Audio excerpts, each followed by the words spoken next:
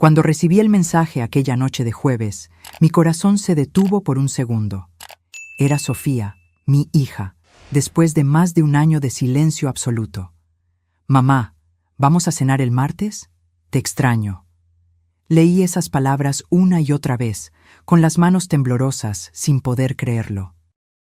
¿Cómo podía un pequeño texto iluminar toda la oscuridad que se había instalado en mi vida desde que ella decidió que yo ya no merecía su amor?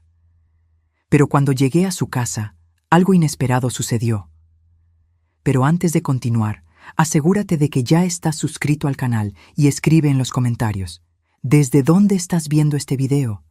Nos encanta saber hasta dónde están llegando nuestras historias. Mi nombre es Carmen, tengo 58 años y hace exactamente un año mi única hija decidió excluirme de su vida. No hubo una gran pelea, ningún momento definitivo que pueda señalar como el principio del fin. Fue un distanciamiento gradual, silencioso, hasta que un día las llamadas dejaron de ser contestadas y los mensajes quedaron sin respuesta. El dolor de perder a un hijo que todavía está vivo es algo que no sé explicar. Es como si una parte de ti siguiera respirando y sonriendo en otro lugar, pero ya no te reconociera. Pasé noches tratando de entender qué hice mal, buscando en mis recuerdos el momento exacto en que perdí su cariño. ¿Fue después de que su esposo, Rodrigo, entró en nuestras vidas? ¿Fue cuando cuestioné algunas decisiones financieras que estaban tomando? ¿O tal vez fue aquel almuerzo dominical en Ciudad de México, cuando mencioné que creía que estaba perdiendo demasiado peso, luciendo enferma, y Rodrigo respondió por ella que yo debería cuidar de mi propia salud? Ahora, con el mensaje iluminando la pantalla de mi celular, me sentía como alguien que estaba perdida en el desierto y de repente avistaba agua. Desesperada, sedienta, sin cuestionar si podría ser un espejismo. Los días hasta el martes se arrastraron como nunca. Me cambié de ropa 5 veces antes de salir. Me puse el vestido verde que ella me había regalado en el último cumpleaños en el que aún éramos cercanas. Me maquillé, intentando ocultar las marcas que la soledad había dejado en mi rostro. Tomé el auto y conduje hasta el fraccionamiento privado donde vivían, la casa que ayudé a comprar cuando todavía era bienvenida.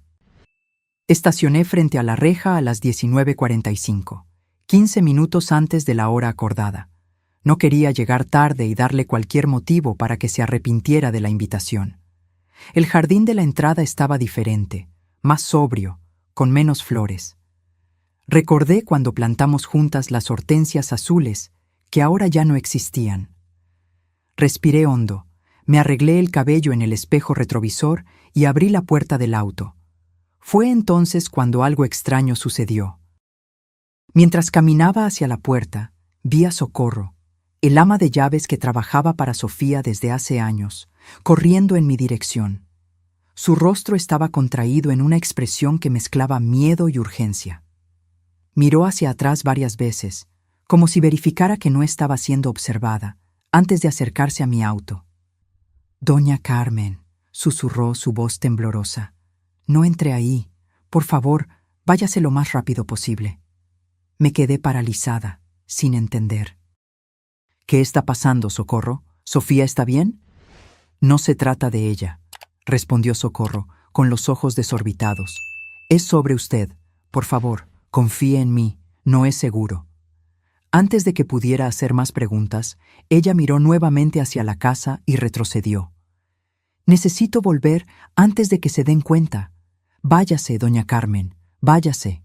Y con eso corrió de vuelta a la casa, dejándome congelada en la acera, con el corazón latiendo tan fuerte que podía oírlo en mis oídos. ¿Qué estaba pasando? ¿Por qué Socorro parecía tan aterrorizada? ¿Y por qué mi hija, que no hablaba conmigo desde hace más de un año, de repente me había invitado a cenar? Volví al auto como si estuviera en trance. Mis piernas se movían automáticamente, mientras mi mente intentaba procesar la advertencia. Me senté, cerré las puertas con seguro y encendí el motor, pero no arranqué. Algo dentro de mí, Tal vez el mismo instinto que me hizo sobrevivir a un matrimonio abusivo durante 15 años antes de finalmente encontrar el coraje para divorciarme, me decía que me quedara a observar. Desde el asiento del conductor, tenía una visión directa del comedor a través de las ventanas. Las cortinas estaban abiertas, como si esperaran que yo mirara. Durante unos minutos, la casa permaneció en silencio, las luces tenues, como si no hubiera nadie. Y entonces, de repente, todo se iluminó. Una por una, las luces se encendieron como si alguien hubiera estado esperando que yo me fuera para poder continuar con sus planes. 2 personas que nunca había visto antes aparecieron en el comedor. Un hombre de traje oscuro y una mujer sosteniendo una carpeta. Después de ellos, Rodrigo entró, hablando por celular, gesticulando como si diera instrucciones importantes. Y finalmente, Sofía apareció, vestida formalmente, con una expresión seria que nunca había visto antes. Aquello claramente no era una cena entre madre e hija. Era una reunión, cuidadosamente planeada. Mientras observaba, Socorro apareció brevemente en la ventana. Nuestras miradas se encontraron por un segundo, y ella negó con la cabeza sutilmente. Ese pequeño gesto me dijo todo lo que necesitaba saber. Váyase. Pero no podía. Necesitaba entender qué estaba sucediendo. Apagué las luces del auto y continué observando. Rodrigo se acercó a la mesa, tomó algunos papeles y se los entregó a Sofía.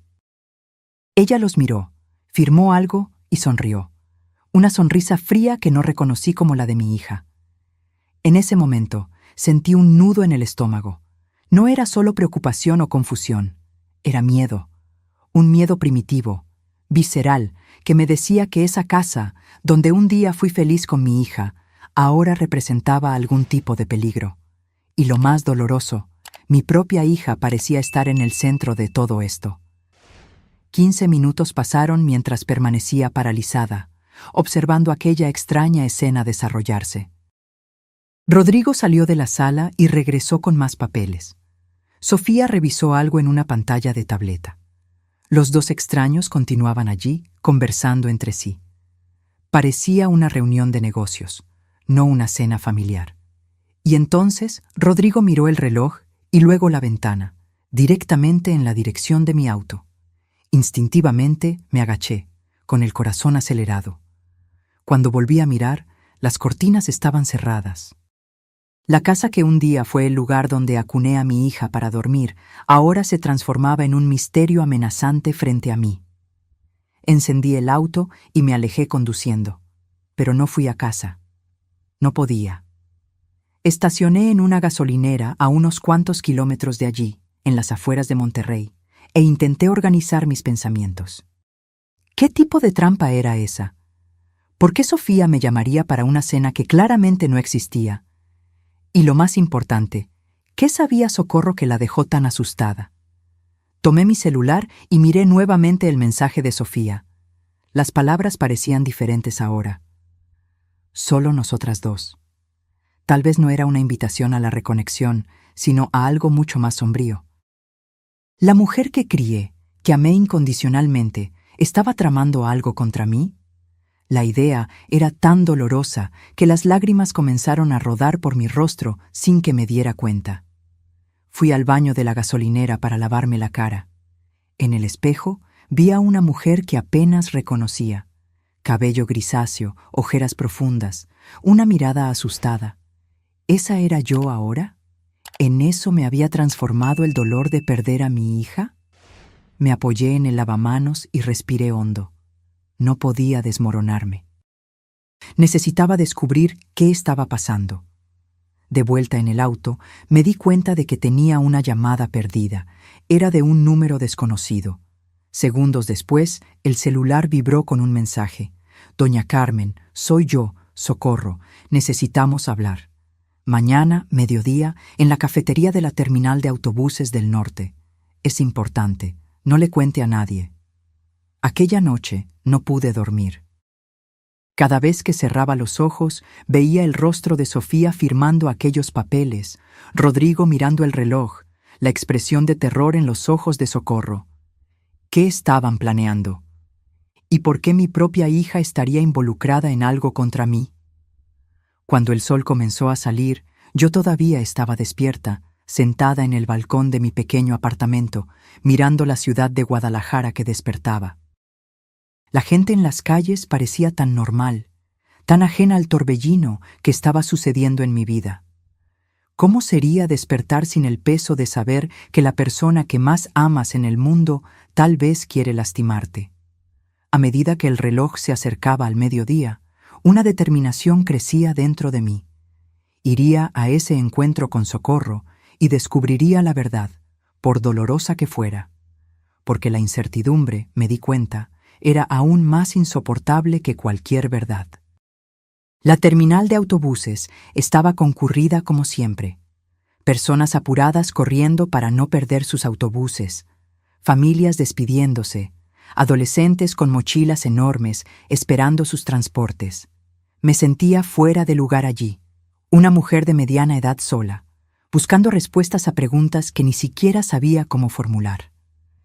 La cafetería quedaba en un rincón apartado, un lugar pequeño con mesas de formica y sillas de plástico.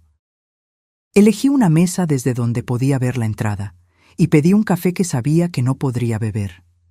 Mi estómago estaba hecho un nudo. A las 12:10, Socorro entró. Estaba vestida con sencillez, una chaqueta oscura y un pañuelo cubriendo parcialmente su rostro. Sus ojos se movían nerviosamente, examinando cada rincón del lugar antes de dirigirse a mi mesa. «Doña Carmen», susurró, sentándose rápidamente. «Gracias por venir». «Socorro, por el amor de Dios, dígame qué está pasando», imploré, sosteniendo sus manos temblorosas sobre la mesa. «¿Por qué me impidió entrar ayer? ¿Qué está tramando Sofía?» Ella miró a los lados, como si temiera ser observada, y bajó aún más la voz. «No es solo Sofía, doña Carmen. Es Rodrigo. Él está controlando todo». Un escalofrío recorrió mi espalda. Desde el principio, nunca confié completamente en Rodrigo. Había algo en él, una frialdad calculadora detrás de la sonrisa encantadora. Pero Sofía estaba tan enamorada que nunca quiso escuchar mis preocupaciones. «¿Controla cómo?», pregunté. Socorro respiró hondo. «Hace meses que veo cosas raras sucediendo en esa casa. El señor Rodrigo, él aísla a Sofía. Primero fueron las amigas, luego la familia. Usted fue la última en ser alejada». «Pero fue Sofía quien dejó de hablarme», argumenté, confundida. «No, doña Carmen. Fue él quien la convenció de que usted estaba intentando controlar su vida, que no respetaba sus elecciones. Él distorsiona todo. Hace que Sofía crea que todos están en su contra, que solo él la protege». Socorro hizo una pausa, sus ojos húmedos. «Ella está perdiendo peso porque él controla hasta lo que come. Dice que necesita mantenerse en forma, que a nadie le gustan las mujeres gordas». Sentí náuseas. Las piezas comenzaban a encajar. El distanciamiento gradual, los cambios en el comportamiento de Sofía, el modo en que comenzó a repetir frases que parecían ensayadas. «¿Y la cena de ayer? ¿Por qué invitarme?». Socorro bajó aún más la voz. Escuché una conversación entre ellos. El señor Rodrigo dijo que necesitaban su firma en algunos documentos, algo sobre la casa que usted ayudó a comprar y unas acciones que el papá de Sofía le dejó a ella, cosas que usted todavía tiene algún control. El departamento que ayudé a Sofía a financiar cuando se casó todavía estaba parcialmente a mi nombre. Y las acciones que mi exesposo, padre de Sofía, dejó cuando falleció, yo era la administradora hasta que ella cumpliera 35 años, lo que sucedería en pocos meses. ¿Iban a hacerme firmar papeles para transferir todo a ellos? No solo eso. Socorro dudó, sus ojos fijos en los míos. Escuché al señor Rodrigo hablando con un hombre por teléfono. Él dijo: «Después del martes, todo será nuestro y nadie va a cuestionar. La vieja no va a estorbar más». Mi sangre se heló. La vieja. ¿Así se refería Rodrigo a mí cuando creía que nadie estaba escuchando? La idea de que mi yerno y mi propia hija estuvieran conspirando para tomar mis bienes era devastadora. Pero había algo más en las palabras de Socorro, algo que ella no estaba diciendo. Hay más, ¿verdad, Socorro? Ella asintió lentamente, una lágrima rodando por su rostro. Doña Carmen, creo que querían lastimarla. Escuché a Rodrigo hablar sobre un accidente, que sería fácil hacer parecer que usted resbaló en las escaleras después de beber vino en la cena. La cafetería comenzó a girar a mi alrededor. ¿Mi propia hija, contemplando mi muerte? No, no podía ser. Eso era demasiado insano. Sofía jamás estaría de acuerdo con eso. Dije, más para mí misma que para Socorro. La Sofía ya no es la misma, doña Carmen. Él la manipula. Ella hace todo lo que él manda. Es como si estuviera hipnotizada. Me quedé en silencio, intentando procesar todo aquello. Parte de mí quería negar, decir que era imposible, pero otra parte sabía que Socorro no tendría razón para inventar algo tan horrible. ¿Por qué me está contando esto, Socorro? ¿Por qué arriesgarse así? Sus ojos se encontraron con los míos, llenos de determinación. Porque Sofía era una buena muchacha antes de él. Yo la vi crecer, ¿recuerda? Trabajé para ustedes desde que ella tenía 12 años. Y porque... Su voz se quebró. Porque mi hermana murió en manos de un hombre como el señor Rodrigo. Un hombre que controlaba todo, que la aisló de todos, que la hizo creer que el mundo era un lugar terrible y que solo él podía protegerla. Sentí un nudo en la garganta. Socorro estaba arriesgando su empleo, tal vez incluso su seguridad, para alertarme. ¿Tiene pruebas de algo? ¿Algo que pueda ayudarnos? Ella asintió y sacó una pequeña grabadora de su bolso. Grabé algunas conversaciones y tomé fotos de documentos que encontré en su oficina. Están preparando todo para después del martes. Testamentos, transferencias, todo. Tomé la grabadora con manos temblorosas. Socorro, ¿se da cuenta de que esto es criminal?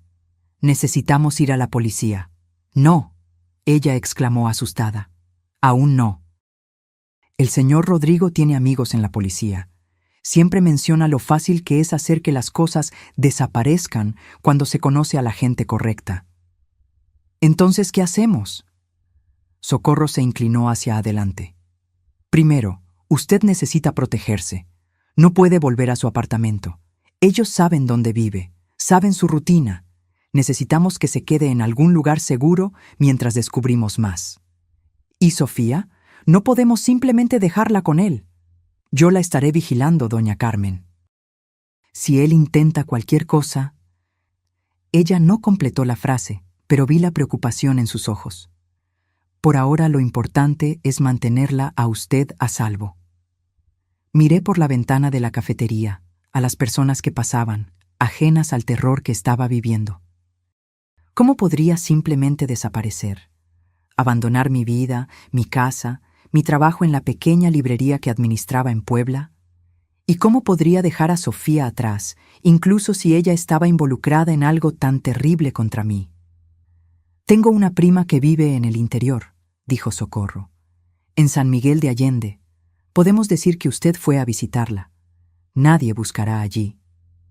La idea de huir, de esconderme, era casi tan aterradora como las revelaciones que acababa de escuchar.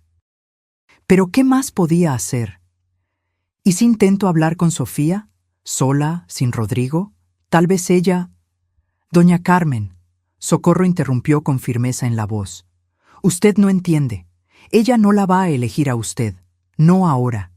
Él tiene control total sobre ella. Las palabras de ella me golpearon como un puñetazo. La verdad que no quería enfrentar. Yo ya había perdido a mi hija. No cuando dejó de hablarme hace un año, sino mucho antes, cuando ese hombre entró en nuestras vidas y comenzó a tejer su tela de manipulación. Iré a casa de su prima, decidí finalmente, pero no para esconderme, para pensar, para planear cómo vamos a salvar a Sofía. Socorro asintió, visiblemente aliviada. Es lo mejor, doña Carmen. Yo sigo vigilando aquí y la mantengo informada. Vamos a sacar a Sofía de esta situación. Cuando salimos de la cafetería, el mundo parecía diferente, más amenazante. El sol del mediodía ya no calentaba, y los rostros de las personas alrededor parecían máscaras escondiendo intenciones desconocidas. Estaba a punto de dejar atrás todo lo que conocía, huyendo de un peligro que venía de la persona que más amaba en el mundo. Miré una última vez a Socorro antes de separarnos. Cuídese, y cuide a mi hija. Siempre, doña Carmen. Caminé hacia mi auto, sintiendo el peso de la grabadora en el bolsillo de mi chaqueta.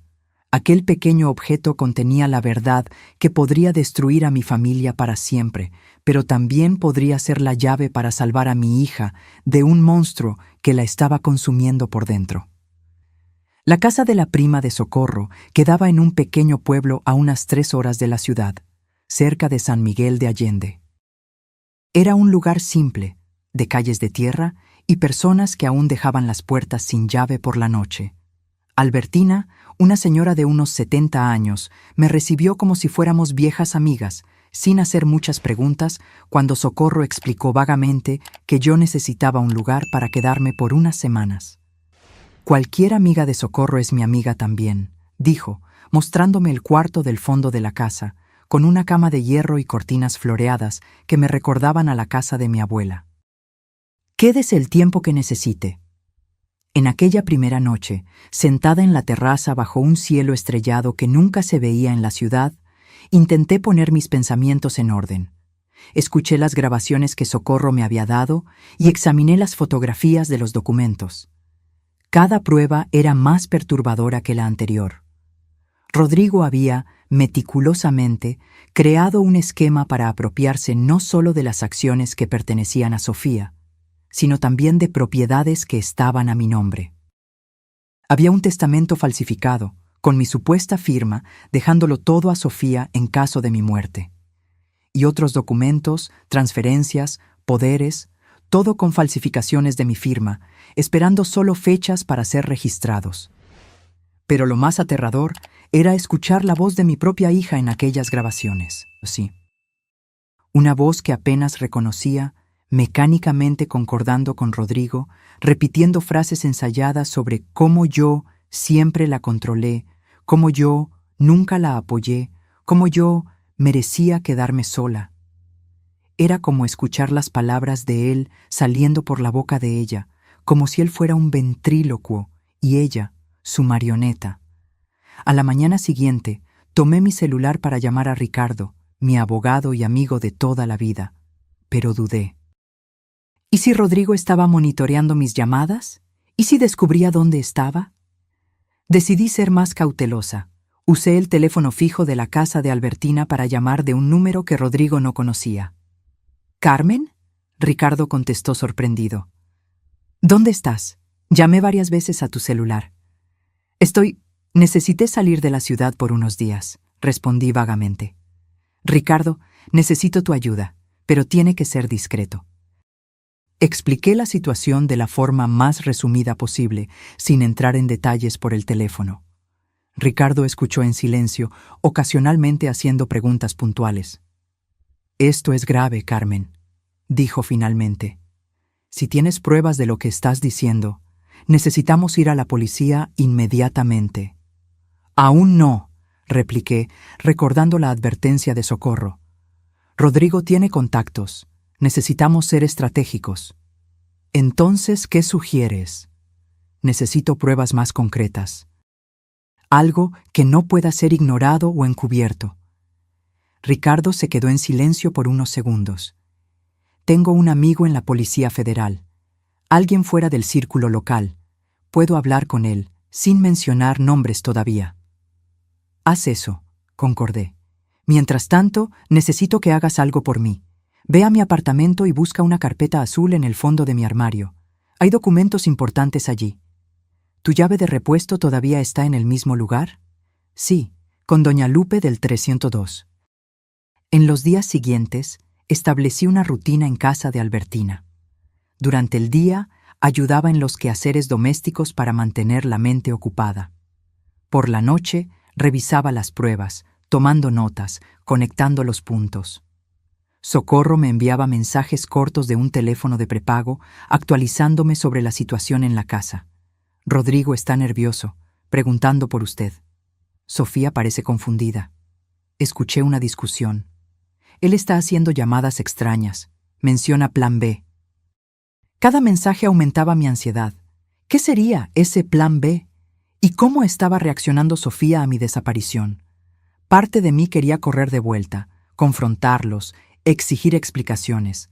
Pero otra parte sabía que eso sería suicidio. Si realmente estaban planeando matarme, aparecer sin un plan solo aceleraría el proceso. En el cuarto día, Ricardo me llamó. Logré hablar con mi contacto en la Federal.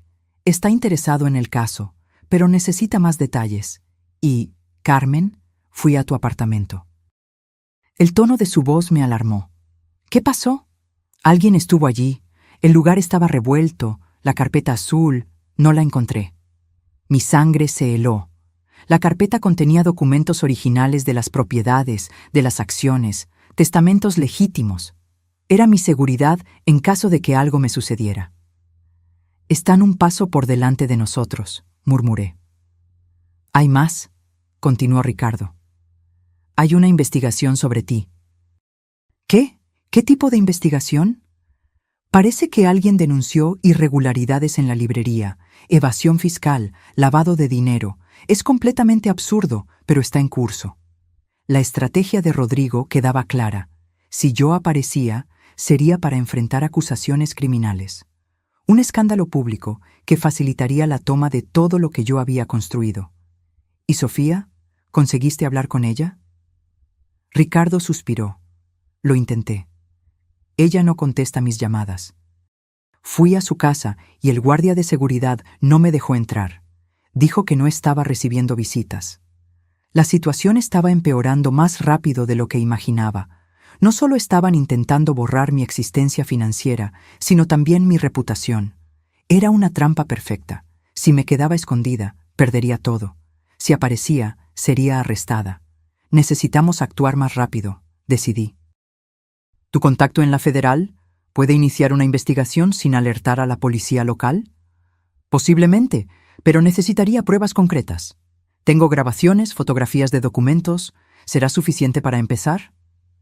Tal vez. Voy a verificar.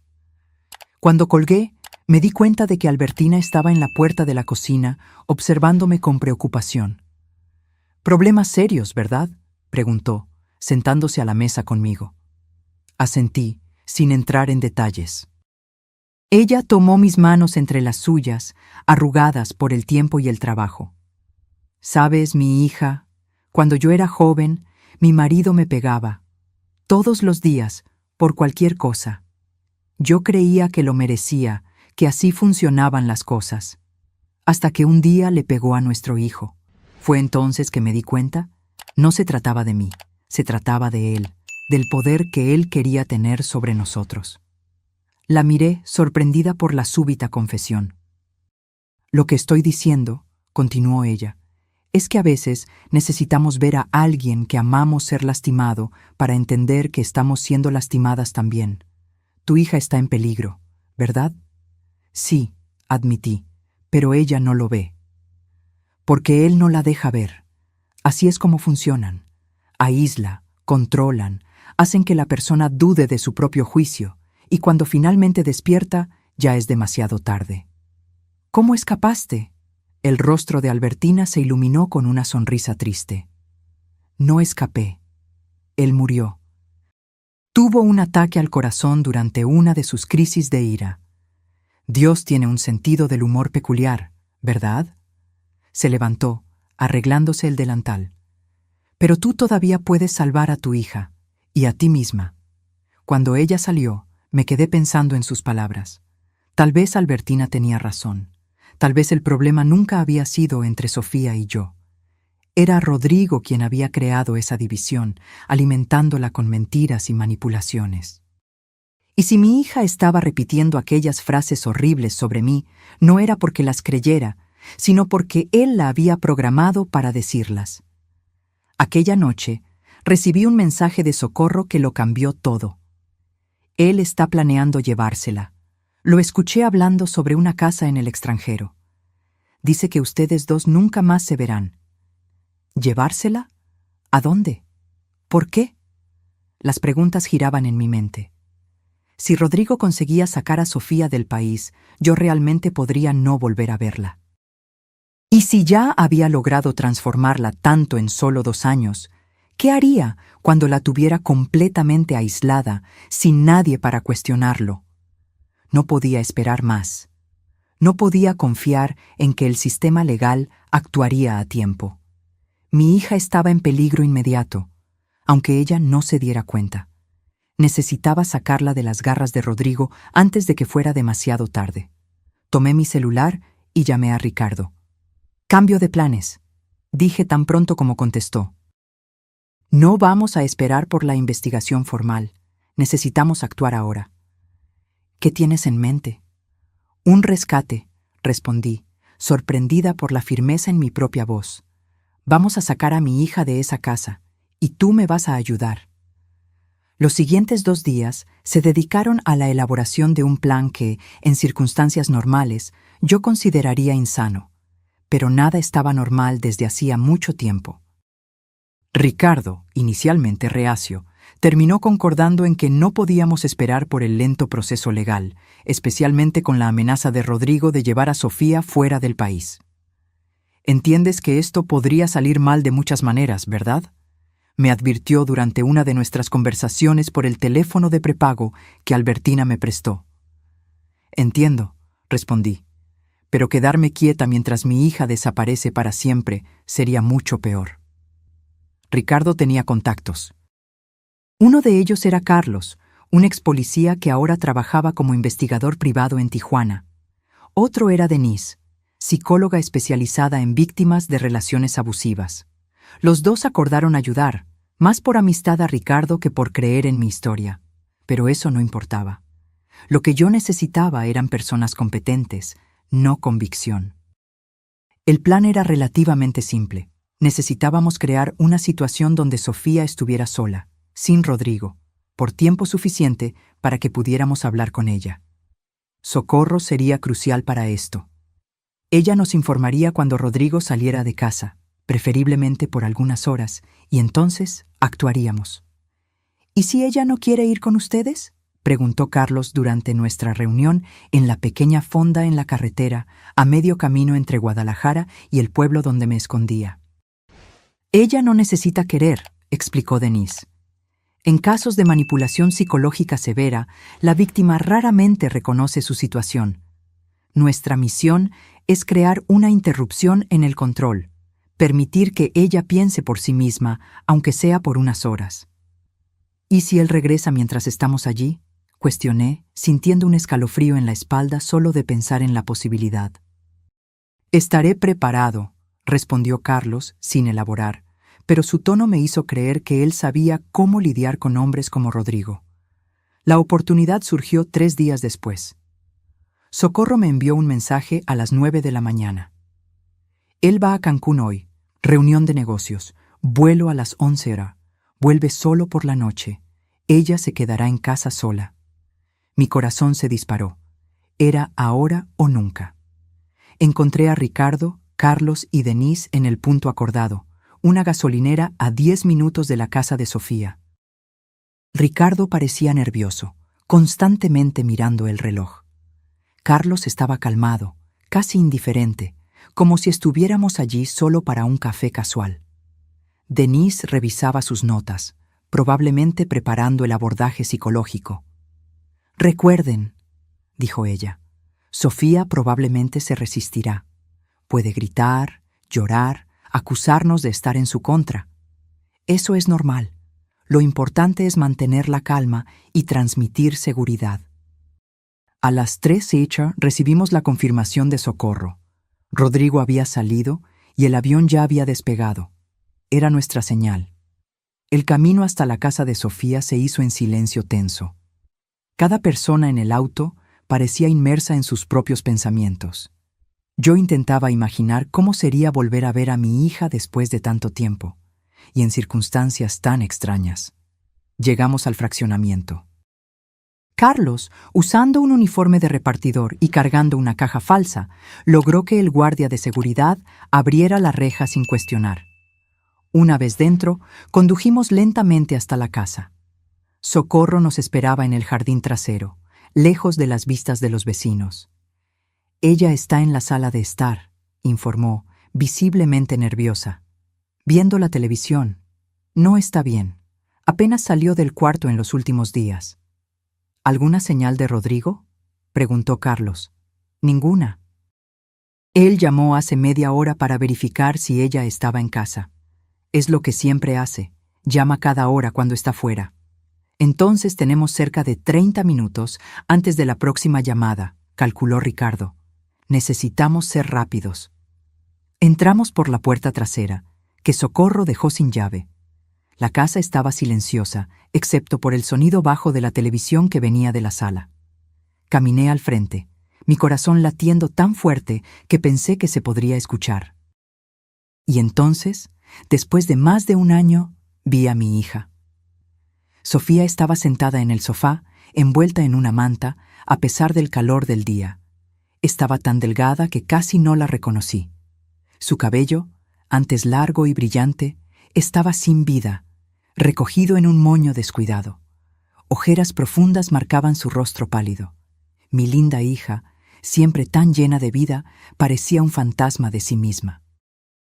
Ella no notó nuestra presencia de inmediato, absorta en algún programa de televisión que ni siquiera parecía estar realmente viendo. Cuando finalmente me vio, sus ojos se abrieron de golpe por el shock. «¿Mamá?», susurró, como si no creyera lo que estaba viendo. «Hola, hija», respondí, intentando mantener la voz firme a pesar de las lágrimas que amenazaban con caer. Ella se levantó bruscamente, dejando caer la manta. Vestía un pijama holgado que acentuaba aún más su delgadez alarmante. «¿Qué estás haciendo aquí? ¿Cómo entraste?». Percibí inmediatamente el miedo en su voz. No era solo sorpresa, era pánico. «Necesitamos hablar, Sofía», dije, dando un paso en su dirección. «Estoy preocupada por ti». Ella retrocedió, mirando nerviosamente a los extraños que me acompañaban. «Ustedes no pueden estar aquí. Rodrigo va a volver pronto. Tienen que irse». «Tu marido está en Cancún», informó Carlos con calma. «No regresará hasta la noche». El pánico en los ojos de Sofía aumentó. «¿Cómo saben eso? ¿Me están vigilando? Voy a llamar a la policía». Ella buscó frenéticamente su celular, pero Socorro ya lo había quitado de la sala tal como acordamos. Denise dio un paso al frente, su voz suave y controlada. «Sofía, mi nombre es Denise. Soy psicóloga y estoy aquí para ayudar. No estamos aquí para lastimarte, solo queremos hablar». «No necesito ayuda», Sofía respondió automáticamente, como si repitiera algo que había escuchado muchas veces. «Estoy perfectamente bien». «Ustedes son los problemáticos, siempre interfiriendo en mi vida». Las palabras me golpearon como puñaladas, pero Denise me había preparado para esto. Eran las palabras de Rodrigo, no de Sofía. «Hija», intenté nuevamente, «tú me invitaste a cenar. ¿Recuerdas? El martes pasado. Me enviaste un mensaje». Sofía pareció confusa por un momento. «Yo no envié nada».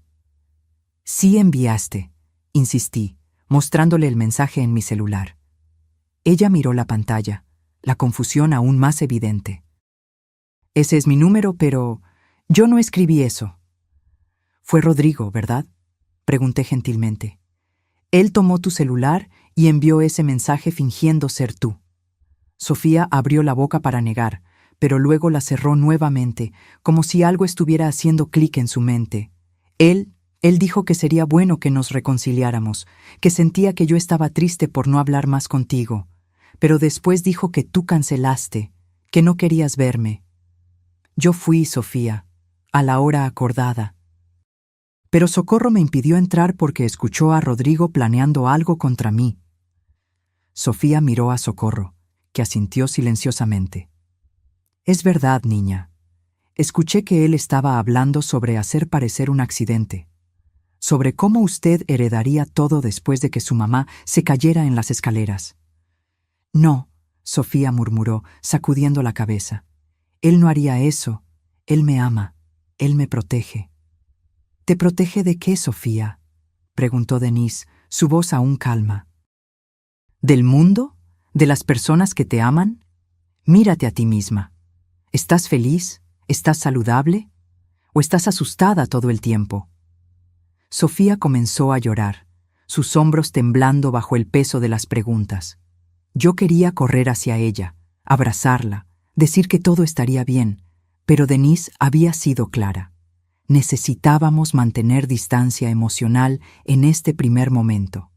Sofía necesitaba procesar. Él dice que ustedes no me entienden, sollozó, que quieren controlarme, que solo él sabe lo que es mejor para mí. ¿Y tú crees eso?, pregunté suavemente. Yo ya no sé qué creer, admitió, luciendo de repente exhausta. Estoy tan cansada. Fue en ese momento que me di cuenta de cuánto daño tenía mi hija. No solo físicamente, sino emocionalmente, psicológicamente. Rodrigo había destruido sistemáticamente su confianza, su sentido de la realidad, su conexión con el mundo. Y yo había permitido que esto sucediera, manteniéndome distante cuando debería haber luchado más. Sofía, dijo Denise, no necesitas decidir nada ahora. Solo te pedimos que vengas con nosotros por unas horas, para hablar en un lugar neutral, sin la influencia de Rodrigo. Él se pondrá furioso si salgo, murmuró, el miedo evidente en su voz. ¿Él controla a dónde vas?, preguntó Carlos, su tono profesional, pero sus ojos revelando indignación. Sofía dudó, como si percibiera por primera vez lo absurdo de la situación. Él dice que es por mi seguridad, que hay personas que quieren hacernos daño. ¿Personas como tu madre?, cuestionó Ricardo, hablando por primera vez. Sofía me miró, y vi algo en sus ojos que no veía desde hacía mucho tiempo. Duda, no sobre mí, sino sobre las mentiras que había creído. Él dijo que tú querías alejarme de él porque estabas celosa. Porque yo tenía un matrimonio perfecto y tú fracasaste en el tuyo. Respiré hondo, sintiendo el dolor de esas palabras, pero entendiendo que no eran realmente de ella. Sofía, tu padre y yo nos separamos porque él me engañaba. Tú lo sabes, y yo nunca, jamás, quise nada más que tu felicidad. Si Rodrigo te hiciera feliz de verdad, yo sería la primera en apoyarte. Pero él no te hace feliz, ¿verdad?, continuó Denise, aprovechando el momento de vulnerabilidad. Estás cada vez más aislada, más delgada, más asustada. Las lágrimas de Sofía fluían libremente ahora. Él dice que estoy gorda, que nadie va a quererme si no me cuido, que debo agradecer que él me acepte así. Mi corazón se partió al escuchar eso. Mi linda hija, siempre tan segura de sí misma, reducida a dudar incluso de su apariencia. Sofía, dijo Socorro, acercándose cautelosamente. El señor Rodrigo no es quien usted piensa. Él la está manipulando, así como manipuló los documentos de su madre. ¿Qué documentos?, preguntó Sofía confundida. Ricardo sacó de su carpeta algunas copias de las falsificaciones que Socorro había fotografiado. Estos, tu firma y la de tu madre, forjadas, parte de un plan para tomar el control de las propiedades, de las acciones, de todo. Sofía examinó los papeles, la confusión dando lugar al shock. Esta es mi firma, pero yo nunca firmé estos documentos. Y esta es mi firma, añadí, en documentos que nunca vi. De repente, el teléfono fijo de la casa sonó, haciéndonos saltar a todos. El reloj en la pared marcaba 13:30, la hora de la llamada de verificación de Rodrigo. Es él, susurró Sofía, el pánico regresando. Si no contesto, contesta, orientó Denise. Actúa normalmente, di que está todo bien. Sofía dudó, mirándonos a todos, claramente dividida. Finalmente, con manos temblorosas, contestó el teléfono. «Hola, amor», dijo, intentando sonar casual, pero su voz estaba tensa. «Sí, estoy en casa». «No, nada diferente». «Sí, estoy siguiendo el plan alimenticio». «No, ninguna visita». Hizo una pausa, mirándonos con creciente alarma. «No, no estoy escondiendo nada». «Sí, estoy sola. Solo Socorro está aquí». Otra pausa, más larga. «Rodrigo, no estoy mintiendo. Por favor, no hables así. No, no estoy llorando». La desesperación en su voz era palpable. Rodrigo claramente percibía que algo andaba mal, incluso por teléfono. «Necesitamos irnos ahora», murmuró Carlos, percibiendo la situación. «Sofía», susurré, «ven con nosotros, por favor». Ella me miró, el teléfono aún en su oído, lágrimas silenciosas rodando por su rostro. Entonces, en un momento de claridad que me dio esperanza, le dijo al teléfono: «Rodrigo, necesito colgar. No me estoy sintiendo bien». Y colgó, ignorando el timbre inmediato que siguió. «Va a llamar al guardia de seguridad», dijo ella, tomando rápidamente un bolso. «Tenemos que irnos antes de que bloquee las rejas». No hubo tiempo para celebrar esa pequeña victoria. Salimos rápidamente por la parte trasera, exactamente como entramos. Carlos fue a buscar el auto mientras esperábamos en el jardín, tensos, atentos a cualquier movimiento. «Él me va a encontrar», murmuró Sofía, abrazándose a sí misma. «Él siempre me encuentra». «No esta vez», prometí, finalmente permitiéndome tocar su brazo. «Esta vez estoy aquí, y no voy a dejar que te lastime de nuevo». Cuando el auto llegó, entramos rápidamente. Carlos conducía rápido, pero no lo suficiente para llamar la atención. En el espejo retrovisor, vi al guardia de seguridad del fraccionamiento saliendo de la caseta, mirando alrededor, probablemente buscando a Sofía a pedido de Rodrigo. Estábamos en la carretera cuando el celular de Socorro sonó. Ella contestó, pálida. «Señor Rodrigo, no sé dónde está. Salí a hacer las compras». Ella colgó temblando. «Está furioso. Está tomando el primer vuelo de vuelta». «¿Cuánto tiempo tenemos?», preguntó Ricardo. 2, tal vez 3 horas, si consigue un vuelo inmediato». No era mucho tiempo, pero tendría que ser suficiente. Yo miraba a Sofía, sentada a mi lado, pareciendo al mismo tiempo aliviada y aterrorizada. Ella había dado el primer paso, el más difícil, pero la batalla estaba apenas comenzando. «¿A dónde vamos?», preguntó ella, su voz pequeña.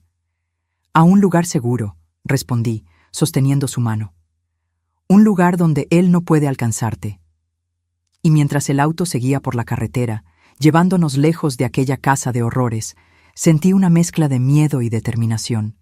Rodrigo vendría tras nosotros, con toda su rabia y recursos. Pero yo no retrocedería. No esta vez.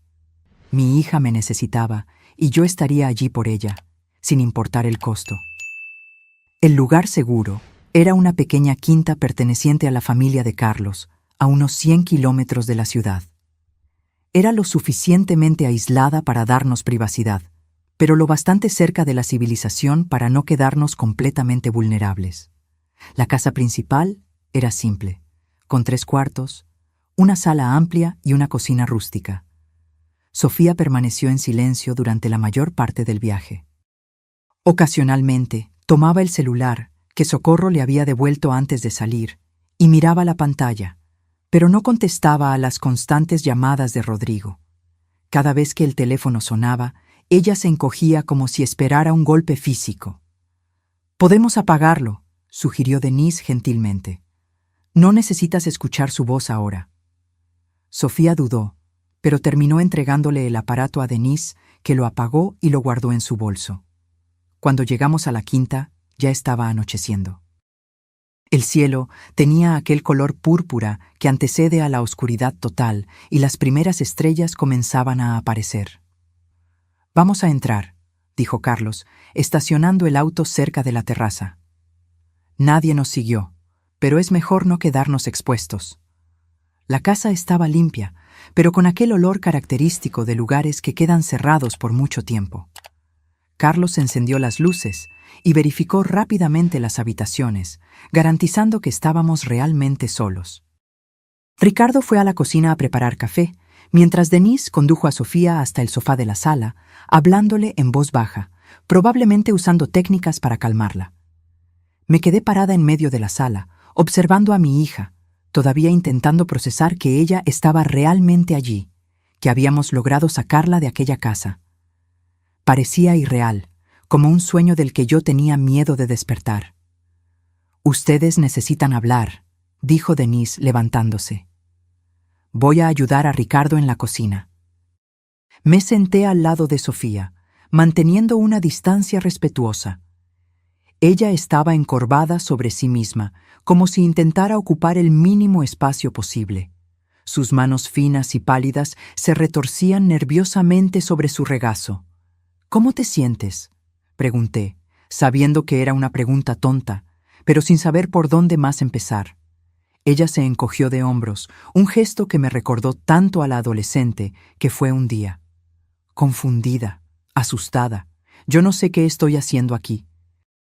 «Estás aquí porque parte de ti sabe que algo anda mal», respondí suavemente, aunque sea difícil admitirlo.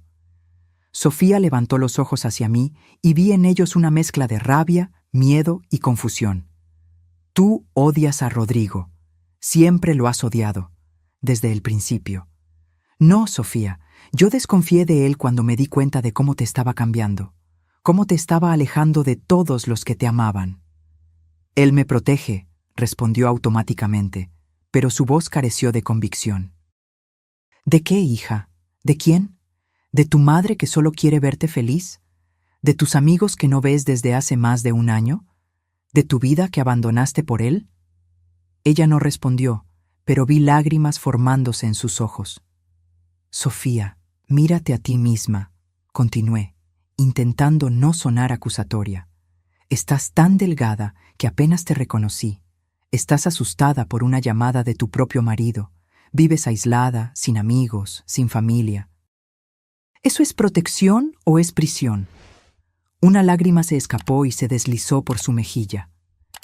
Él dice que es para mi bien, que yo era ingenua, que las personas querían aprovecharse de mí». «¿Y quién se aprovechó de ti, hija? ¿Tus amigos que te llamaban todos los días hasta que dejaste de contestar? ¿Yo, que te llamé por meses sin respuesta? ¿O el hombre que controla lo que comes, a dónde vas, con quién hablas?». Ella cubrió su rostro con las manos, sollozando silenciosamente.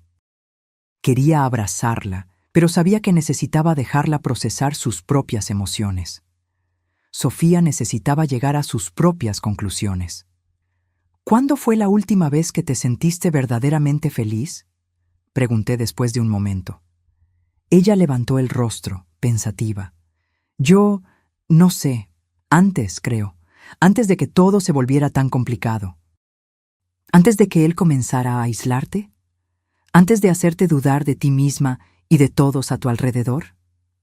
Sofía asintió lentamente, como si estuviera admitiendo algo para sí misma por primera vez. Al principio era diferente. Él era atento, cariñoso, me hacía sentir especial. «Así es como funcionan», dijo Ricardo, volviendo a la sala con una bandeja de café. «Empiezan haciéndote sentir como la persona más importante del mundo. Luego, lentamente, van disminuyéndote, aislándote, hasta que dependas completamente de ellos». Sofía lo miró, curiosa. «¿Cómo sabes eso?». Ricardo colocó la bandeja en la mesa y se sentó en el sillón frente a nosotras. «Mi hermana pasó por algo parecido.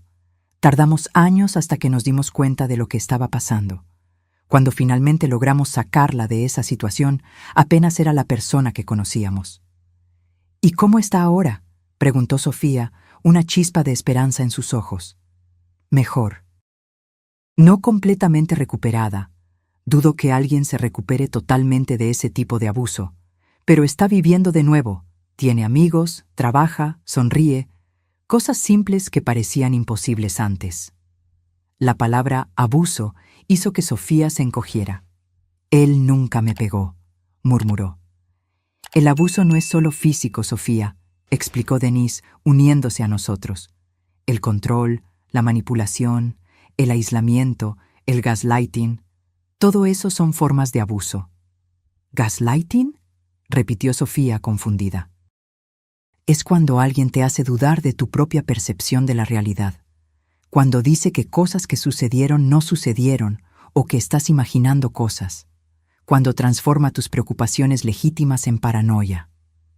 Sofía se quedó en silencio y pude ver los engranajes girando en su mente, conectando puntos, reviviendo recuerdos bajo una nueva luz. Él hace eso, admitió finalmente, su voz casi inaudible. Cuando digo que estoy preocupada por algo, dice que estoy exagerando. Cuando recuerdo algo que él dijo o hizo, jura que nunca sucedió, que estoy confundiendo las cosas. Y cuando alguien como tu madre intenta alertarte, continuó Denise, él te convence de que esa persona tiene un motivo oculto, que está intentando separarlos por celos o maldad. Sofía me miró, la comprensión lentamente formándose en sus ojos. Él decía que tú eras controladora, que querías que yo fracasara para seguir dependiendo de ti. Yo solo quería que fueras feliz, hija, respondí, sintiendo mi propia voz quebrarse. Y yo podía ver que estabas desapareciendo delante de mis ojos. El celular de Carlos sonó, interrumpiendo nuestro momento. Él contestó rápidamente y su expresión se puso grave. Está en la casa de Albertina, informó colgando. Uno de mis contactos en la policía me alertó. Rodrigo logró rastrear una llamada que hiciste desde allí, Carmen. Está furioso, amenazando a todo el mundo. Mi sangre se heló. ¿Albertina está bien? Sí, ella no estaba en casa, pero está interrogando a los vecinos, mostrando fotos tuyas y de Sofía. Es cuestión de tiempo hasta que alguien mencione que las vio salir juntas. Sofía palideció aún más, si eso era posible. Él nos va a encontrar, susurró, el pánico evidente en su voz. No, no va a hacerlo, garantizó Carlos. Nadie sabe de esta quinta, excepto personas de total confianza. Y estamos preparados si intenta algo. ¿Preparados cómo?, pregunté alarmada. Carlos abrió su chaqueta, revelando una pistola en la cintura. Soy ex policía, ¿recuerdas? Tengo porte legal. Y no dudaré en usarla si amenaza a cualquier persona aquí. La visión del arma me dejó inquieta, pero también extrañamente aliviada. Rodrigo no era el tipo de hombre que retrocedería ante palabras o amenazas vacías. Él era peligroso, y tal vez necesitábamos protección real. ¿Qué haremos ahora?, preguntó Ricardo. Él está claramente dispuesto a todo para encontrarlas. Necesitamos las pruebas que tenemos e ir a la Policía Federal, decidí. Mañana temprano, tan pronto como amanezca. Cuanto más esperemos, más peligrosa se vuelve la situación. De acuerdo, dijo Carlos. Tengo un amigo que puede acompañarnos hasta la delegación, garantizar que seamos escuchados por las personas correctas. Miré a Sofía, que temblaba ligeramente. ¿Estás dispuesta a testificar contra él? ¿A contar lo que te hizo a ti, a nuestra familia? Ella dudó, el miedo todavía evidente en sus ojos, pero entonces, lentamente, asintió. Sí, estoy cansada de vivir así, cansada de tener miedo todo el tiempo. Aquellas simples palabras me llenaron de esperanza. Mi hija estaba volviendo, lentamente, encontrando su voz, su fuerza. Entonces está decidido, declaró Ricardo. Mañana temprano vamos a la delegación. Esta noche descansamos. Carlos organizó un esquema de vigilancia. Él y Ricardo se turnarían para garantizar que nadie se acercara a la casa durante la noche. Denise preparó un leve sedante para Sofía, que estaba obviamente exhausta, tanto física como emocionalmente. La acompañé hasta uno de los cuartos, donde ella se acostó sin siquiera cambiarse de ropa. Me senté a su lado en la cama, observando su rostro cansado. «¿Mamá?», murmuró, ya medio somnolienta debido a la medicina. «¿Sí, cariño?» «Lo siento mucho. Por todo. Por creerle a él en lugar de confiar en ti. Acaricié su cabello, como hacía cuando era pequeña. No fue tu culpa, hija. Hombres como Rodrigo son especialistas en manipulación. No tenías cómo saberlo. Debería haberme dado cuenta, insistió, sus ojos cerrándose. Debería haber visto las señales. Shh, susurré. Descansa ahora. Mañana tendremos tiempo para hablar de todo eso. Ella tomó mi mano, apretándola débilmente. No me dejes, mamá. Por favor. Nunca más, prometí, sintiendo lágrimas en los ojos. Nunca más te dejaré sola. Me quedé a su lado hasta que se durmió completamente, su respiración volviéndose profunda y regular. Mirándola así, vulnerable y exhausta, renové silenciosamente mi promesa. Nadie más lastimaría a mi hija.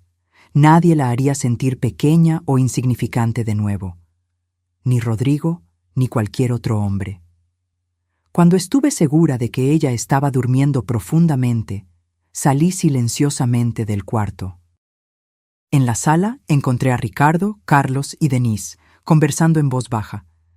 «¿Cómo está ella?», preguntó Denise. «Durmiendo», respondí, sintiéndome súbitamente exhausta. «La medicina hizo efecto rápido».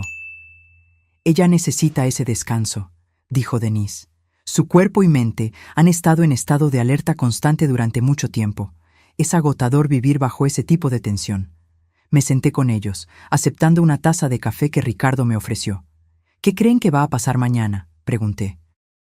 «Si todo sale bien, Rodrigo será citado para prestar declaración», explicó Carlos. «Con las pruebas que tenemos, las grabaciones, los documentos falsificados, el testimonio de Sofía y Socorro, hay una buena chance de que consigamos una orden de protección inmediata». «¿Y si no funciona?», cuestioné, el miedo volviendo a consumirme. «Vamos al plan B», respondió Ricardo. «Tengo contactos en otros estados. Podemos conseguirles un lugar seguro para que se queden hasta que resolvamos todo legalmente». La idea de huir, de esconderme con Sofía en algún lugar distante, no era ideal, pero yo haría cualquier cosa para mantenerla a salvo. Conversamos por un tiempo más, refinando detalles del plan para el día siguiente, hasta que el cansancio finalmente me venció. Denise me acompañó hasta otro cuarto, garantizando que yo también descansara. «Fuiste muy valiente hoy», dijo, mientras yo me acostaba. Salvar a alguien de una relación abusiva es una de las cosas más difíciles y peligrosas que se pueden hacer. «Ella es mi hija», respondí simplemente. «Yo haría cualquier cosa por ella». Denise sonrió con gentileza. «Descansa ahora. Mañana será un día importante». Cuando ella salió, me quedé mirando el techo, intentando organizar mis pensamientos. Tantas cosas habían sucedido en los últimos días. Mi vida había dado un vuelco desde aquel mensaje de texto que recibí el jueves. Parecía que hacía una eternidad. Me dormí pensando en Sofía, en la niña sonriente que fue, en la mujer fuerte que yo sabía que ella podría ser nuevamente.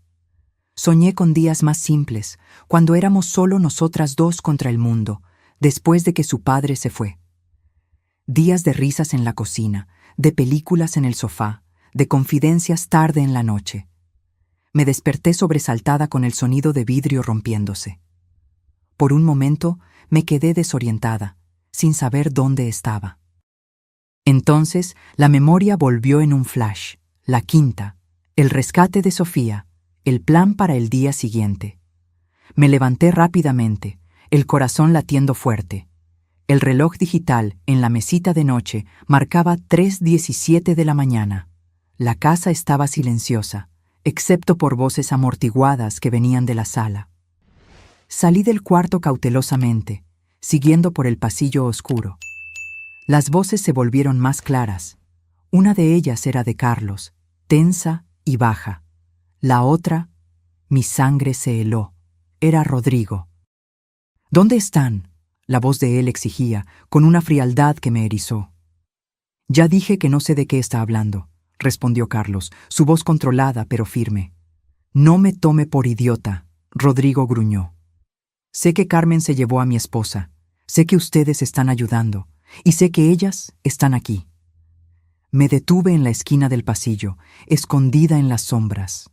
Desde mi posición podía ver parcialmente la sala. Carlos estaba de pie, bloqueando el camino de Rodrigo. Su mano estaba cerca de la cintura, donde yo sabía que cargaba la pistola. Rodrigo estaba de espaldas a mí, pero su postura era agresiva, intimidante. «Usted está invadiendo una propiedad privada», dijo Carlos todavía calmo. «Sugiero que se vaya antes de que llame a la policía». Rodrigo se rió, un sonido frío y cruel. «¿La policía? ¿De verdad cree que van a creerles a ustedes? Tengo amigos en la delegación. Ellos saben que mi esposa está pasando por problemas psicológicos, que su madre está explotando eso para alejarla de mí». Mi corazón se disparó. Rodrigo ya había preparado el terreno, construyendo una narrativa que nos hacía parecer las villanas de la historia. Típico de un abusador, siempre anticipándose, siempre controlando la narrativa. «No estoy solo, ¿sabe?», continuó Rodrigo, dando un paso hacia Carlos. «Tengo gente ahí afuera. Si usted no me lleva a Sofía ahora, las cosas se van a poner muy feas». Vi la mano de Carlos moverse hacia el arma. «Le estoy pidiendo una vez más, salga de esta casa. Ahora». El tiempo pareció congelarse. Yo sabía que estaba a punto de presenciar algo horrible. Si Rodrigo avanzaba, Carlos sacaría la pistola. Si Carlos sacaba la pistola, Rodrigo reaccionaría. Alguien podría salir herido o peor. Fue entonces cuando escuché una puerta abriéndose detrás de mí. Me giré y vi a Sofía saliendo del cuarto, sus ojos abiertos de miedo. «Es él», susurró. «Nos encontró». Antes de que pudiera detenerla, Sofía pasó por mi lado y entró en la sala. «Rodrigo», ella llamó, su voz temblando. Ambos hombres se giraron hacia ella. El rostro de Carlos mostraba alarma. El de Rodrigo, una mezcla de triunfo y rabia contenida. «Querida», Rodrigo dijo, su tono súbitamente dulce, aunque sus ojos permanecieran fríos. «Estaba tan preocupado por ti. Vamos a casa ahora, ¿sí?» Él extendió la mano hacia ella, pero Sofía no se movió. Estaba parada en medio de la sala, temblando visiblemente, pero manteniéndose firme. «No», dijo, la palabra saliendo como un suspiro. El rostro de Rodrigo se endureció. «¿Qué dijiste?» «Dije no», Sofía repitió un poco más alto esta vez. «No voy a volver contigo». Entré en la sala, colocándome al lado de Sofía. Ricardo y Denise aparecieron de otros cuartos, claramente alertados por la conmoción. «Usted escuchó a mi hija», dije, mirando directamente a Rodrigo. «Ella no va a ninguna parte con usted». Rodrigo nos encaró, su mirada yendo de Sofía a mí, a los otros en la sala. Por un momento pensé que iba a atacar. Entonces, inesperadamente, sonrió. «Está bien», dijo él, retrocediendo un paso. «Si es así como quieren jugar». Se metió la mano en el bolsillo y sacó un celular. Marcó un número y habló brevemente. «Están aquí, todas ellas». Antes de que cualquiera de nosotros pudiera reaccionar, luces brillantes inundaron las ventanas de la sala. Faros de auto. Muchos autos. Como dije, Rodrigo continuó, su sonrisa aumentando. «No vine solo». Carlos corrió hasta la ventana y espió por una rendija en la cortina. «Maldición», murmuró. «Hay al menos 3 autos allá afuera, y aquel es un coche de policía». Mi corazón se hundió. ¿Cómo Rodrigo nos había encontrado? ¿Cómo había conseguido traer a la policía a su lado tan rápidamente? «¿Ves?», Rodrigo dijo dirigiéndose a Sofía. «Todos saben que tu madre te está manipulando, que ella te secuestró para alejarte de mí. Están aquí para llevarte a casa, donde perteneces». Sofía lo miró, el miedo claro en sus ojos, pero algo más también, determinación. «No», ella dijo de nuevo, su voz más firme esta vez. «No voy contigo, nunca más». La sonrisa de Rodrigo vaciló, dando lugar a una expresión de furia desnuda. «No tienes elección, Siseo. Eres mi esposa. Haces lo que yo digo. Siempre lo has hecho. Siempre lo harás». En ese momento, hubo un golpe fuerte en la puerta. «¡Policía! ¡Abran!». Ricardo me lanzó una mirada desesperada. «¿Qué hacemos?» «Tenemos las pruebas», recordó Denise. «Las grabaciones, los documentos. No estamos haciendo nada malo aquí». «Pero, ¿acaso nos escucharán?», cuestioné, el pánico comenzando a crecer. Si Rodrigo ya los convenció de que somos los villanos, Carlos tomó una decisión rápida. «Vamos a abrir. Si intentamos resistir, solo va a empeorar todo». Él fue hasta la puerta y abrió. 2 policías uniformados entraron, seguidos por un hombre de traje que presumimos ser un detective. «¿Qué está sucediendo aquí?», preguntó el detective, mirando alrededor de la sala. Rodrigo inmediatamente asumió el papel de marido preocupado. «Detective Méndez, como le expliqué, mi esposa desapareció ayer. Su madre la convenció de huir. Solo estoy intentando traerla a casa». El detective miró a Sofía. «Señora, ¿es verdad esto? ¿Usted está aquí por voluntad propia?». Antes de que Sofía pudiera responder, Rodrigo intervino. «Ella no está bien, detective. Tiene historial de problemas emocionales. Está confundida». La rabia creció dentro de mí. «Mi hija no tiene problema alguno», exclamé. «Es ese hombre el que la ha manipulado y abusado psicológicamente por años». El detective me miró con escepticismo. «Señora, tenemos un informe oficial de que usted puede haber secuestrado a su propia hija». «Eso es absurdo», protestó Ricardo. «Nosotros tenemos pruebas de abuso, de manipulación, documentos falsificados, testimonios». «¿Va a creerles a ellos?». Rodrigo se rió, dirigiéndose al detective. «Son amigos de ella. Obviamente van a decir cualquier cosa para encubrirla». El ambiente estaba tenso, con todos hablando al mismo tiempo. Los policías parecían confusos, mirando de un grupo a otro, claramente sin saber en quién creer. Fue entonces cuando Sofía dio un paso al frente.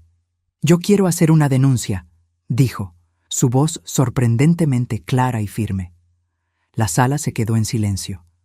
Todas las miradas se giraron hacia ella. «¿Denuncia de qué, señora?», preguntó el detective.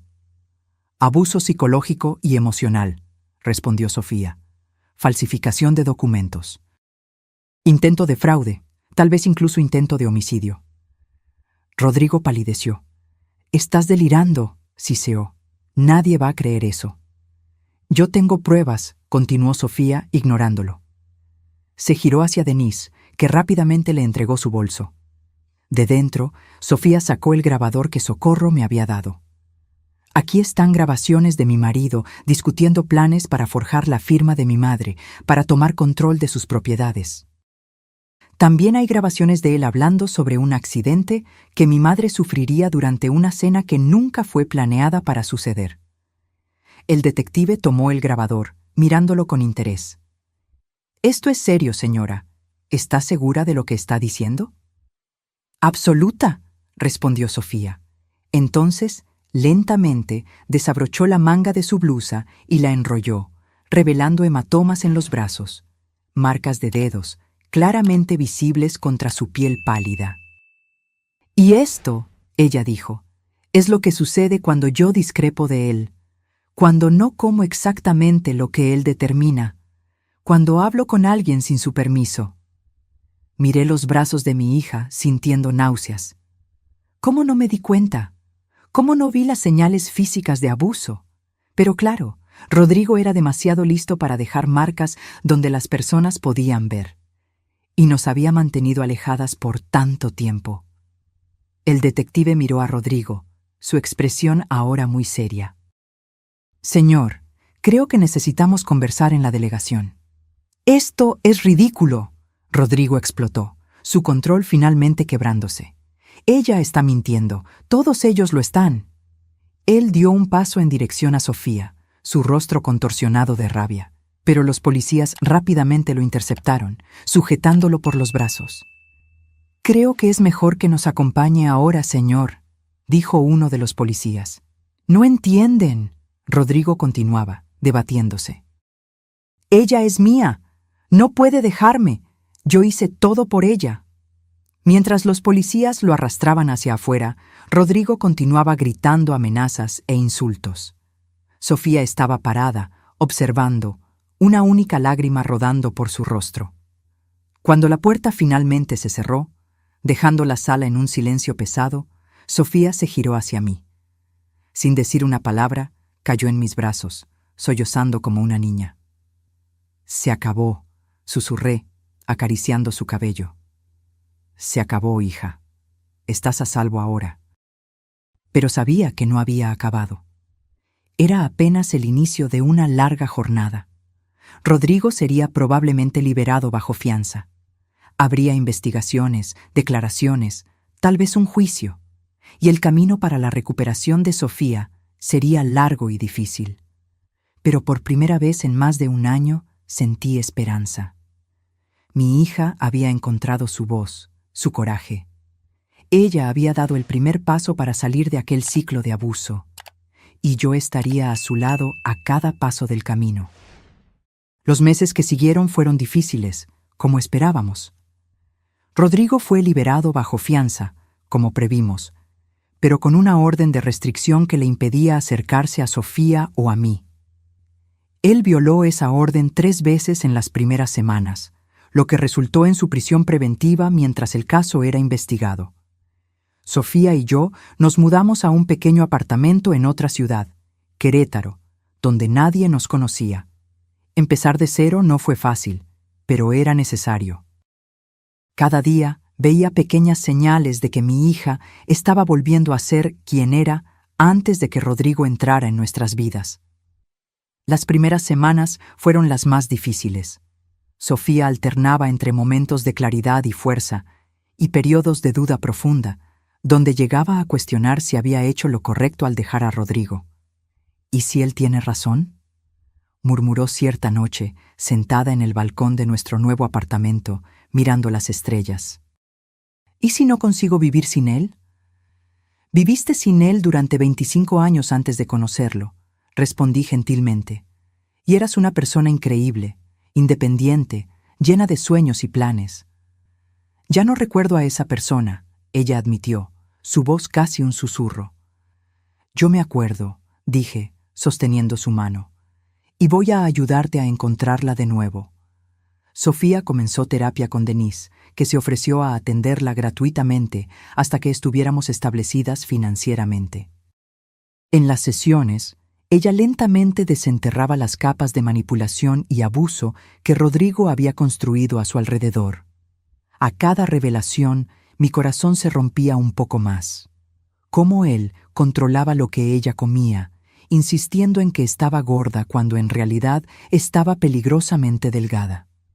Cómo él verificaba su celular diariamente, borrando mensajes de amigos y familia, a veces respondiendo como si fuera ella para alejar a las personas. Cómo él la convenció, gradualmente, de que yo era tóxica, controladora, celosa de la felicidad de ellos. Le creí, me dijo un día, llorando en mis brazos. Le creí cuando dijo que tú estabas intentando separarnos porque estabas celosa. ¿Cómo pude ser tan ciega? Los manipuladores son especialistas en distorsionar la realidad, expliqué, repitiendo lo que Denise nos había enseñado. Encuentran pequeñas inseguridades y las explotan, transformándolas en muros que te separan de las personas que te aman. Ricardo se encargó del proceso legal. La investigación reveló mucho más de lo que esperábamos. Rodrigo no solo había forjado firmas en documentos, había creado un esquema elaborado para transferir no solo las propiedades y acciones de Sofía, sino también las mías, a cuentas en el extranjero. Había evidencia de otros crímenes financieros, involucrando a otros socios que él había manipulado a lo largo de los años. Es un depredador en serie, explicó Ricardo, mostrándonos los informes. Ustedes no fueron las primeras víctimas, pero espero que sean las últimas. Cuando el caso finalmente fue a juicio, 6 meses después de aquella noche en la quinta, Sofía estaba lo suficientemente fuerte para testificar. La observé en el tribunal, contando su historia con una claridad y firmeza que trajeron lágrimas a mis ojos. Ella ya no era la mujer frágil y asustada que rescatamos de aquella casa. Rodrigo fue condenado por múltiples acusaciones, incluyendo fraude, falsificación, abuso psicológico e intento de estafa. La sentencia: 15 años sin posibilidad de libertad condicional en los primeros 8. Cuando salimos del tribunal aquel día, Sofía respiró hondo, mirando el cielo azul sobre nosotras. «Es extraño», dijo. «Todavía lo amo, de alguna forma distorsionada. Es como si una parte de mí aún quisiera creer que todo lo que vivimos fue real, que él realmente se preocupaba». «Lo que tú sentiste por él fue real», respondí. «El problema es que lo que él sentía por ti no era amor, era posesión, y hay una diferencia enorme entre los dos». Ella asintió lentamente. «Voy a necesitar tiempo para desaprender todo lo que él me enseñó, para confiar de nuevo, en los otros y en mí misma. Tienes todo el tiempo del mundo, hija, y no estás sola en esa jornada». 5 años han pasado desde aquella noche en la quinta. 5 años de cura, de reconstrucción, de redescubrimiento. Sofía concluyó su maestría y ahora trabaja en un centro de apoyo a víctimas de violencia doméstica en Oaxaca. Yo continúo con la librería, que se convirtió no solo en un negocio, sino en un espacio de acogida y concientización. Rodrigo cumple su pena, sin derecho a contacto con nosotras. Ocasionalmente, recibimos noticias sobre él a través de Ricardo, que mantiene un ojo en el caso.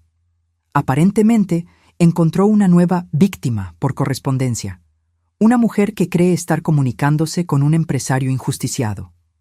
Las autoridades fueron alertadas y la comunicación está siendo monitoreada. Algunas cicatrices nunca desaparecen completamente. Hay momentos en que Sofía se sobresalta con un ruido repentino, o en que su mirada se vuelve distante cuando algo le hace recordar aquellos años. Hay noches en que aún tengo pesadillas sobre lo que podría haber sucedido si no hubiéramos actuado a tiempo. Pero también hay momentos de alegría pura, de libertad, de paz. Como hoy, en una tarde de domingo, cuando recibimos amigos para un almuerzo en el jardín del pequeño sobrado que compramos juntas. Sofía está sonriendo, conversando animadamente con un grupo, su confianza restaurada, su belleza interior nuevamente visible para todos. Socorro está aquí también. Dejó el empleo en la casa de Rodrigo, que fue vendida para pagar indemnizaciones, y ahora trabaja con nosotras en la librería. Ella y Sofía desarrollaron una amistad fuerte, unidas por la experiencia compartida. Ricardo, Carlos y Denise se convirtieron en parte de nuestra familia elegida. Nos reunimos regularmente, no solo para recordar el pasado, sino para celebrar el presente y planear el futuro. Mientras observo esa escena, mi hija feliz, rodeada de personas que realmente se preocupan por ella, siento una gratitud profunda, no solo por haber sobrevivido, sino por haber aprendido a vivir de nuevo, de verdad. Sofía me ve observando y sonríe, aquel sonrisa que ilumina sus ojos y calienta mi corazón. Se disculpa con los amigos y viene hacia mí, sentándose a mi lado en el banco del jardín. «¿En qué estás pensando?», me pregunta, apoyando la cabeza en mi hombro, como hacía cuando era niña. «En lo extraña que es la vida», respondo. «En cómo a veces necesitamos pasar por el infierno para encontrar el camino de vuelta a casa». Ella asiente, comprendiendo perfectamente. «¿Sabes lo que aprendí con todo esto?», dice después de un momento de silencio. «¿Qué, hija?». «Que el amor verdadero no encarcela, no controla, no disminuye. El amor verdadero libera, fortalece, hace crecer». Ella aprieta mi mano. «Como el tuyo por mí». Lágrimas silenciosas ruedan por mi rostro. 5 años atrás, yo estaba desesperada, sentada en mi auto, observando a mi hija a través de una ventana, intentando entender cómo habíamos llegado a aquel punto. Hoy, ella está aquí, a mi lado, libre de las cadenas invisibles que la sujetaban. Y yo estoy aquí, testimoniando el milagro de su recuperación, sabiendo que, por más oscura que sea la noche, siempre, siempre hay una oportunidad de comenzar de nuevo cuando el amanecer llega. «¿Mamá?», Sofía dice, interrumpiendo mis pensamientos. ¿Sí? Gracias por nunca rendirte conmigo. Beso su frente suavemente. Eso es lo que hacen las madres, hija. Ellas jamás se rinden. Y mientras el sol comienza a ponerse en el horizonte, lanzando tonos dorados sobre nuestro pequeño jardín y las personas que amamos, sé que finalmente estamos en casa. No en un lugar físico, sino en aquel espacio seguro que creamos la una para la otra, donde el amor es genuino, el respeto es mutuo y la libertad es valorada por encima de todo. Algunas historias no tienen finales felices. La nuestra casi fue una de ellas. Pero gracias al coraje, a la persistencia y al amor verdadero, aquel que respeta, que fortalece, que libera, logramos reescribir nuestro destino. Y esa es la mensaje que compartimos con todas las Sofías y Carmenes que encontramos. Nunca es demasiado tarde para reescribir tu historia. Nunca es demasiado tarde para escapar de las sombras y caminar hacia la luz. Nunca es demasiado tarde para volver a casa. Ahora, si te gustó esta historia, haz clic en suscribirte y dime en los comentarios qué parte te dejó con la boca abierta. Y no olvides hacerte miembro para tener acceso a videos exclusivos que no publico aquí. Te espero allí.